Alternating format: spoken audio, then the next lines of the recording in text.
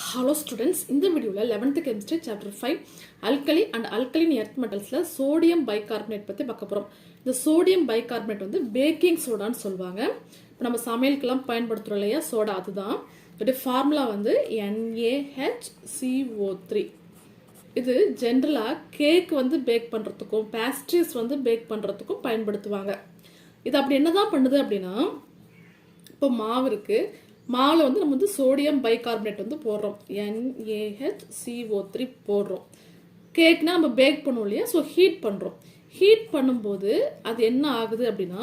இந்த NaHCO3 இருக்கு இல்லையா இது வந்து சோடியம் கார்பனேட்டாகவும்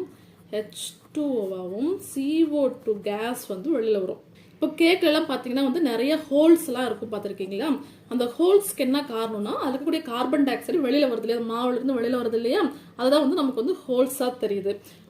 ஸோ அந்த மாதிரி ஹோல்ஸ் வரதுனால அந்த கேக் வந்து ரொம்ப லைட்டாகவும் நல்லா வந்து ஃப்ளஃபியாகவும் நல்லா வந்து ஸ்பாஞ்ச் மாதிரி இருக்கு இல்லையா அதுக்கு காரணம் அதில் இருக்கக்கூடிய கார்பன் டை ஆக்சைடு வெளியில் வர்றது தான்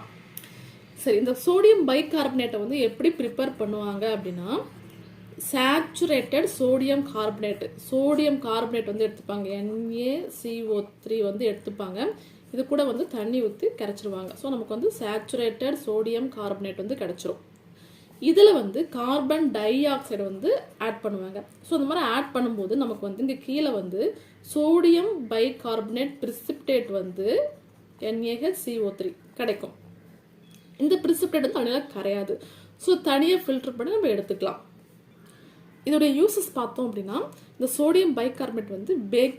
பேக் பண்ணுறதுக்கு பயன்படுத்துவாங்க அதே மாதிரி mild antiseptic for skin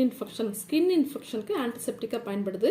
fire எக்ஸ்டிங்விஷரில் வந்து பயன்படுத்துகிறாங்க தீயணைப்பான் இருக்குல்லையே அதுலேயும் வந்து இந்த சோடியம் பைகார்பனேட் வந்து பயன்படுது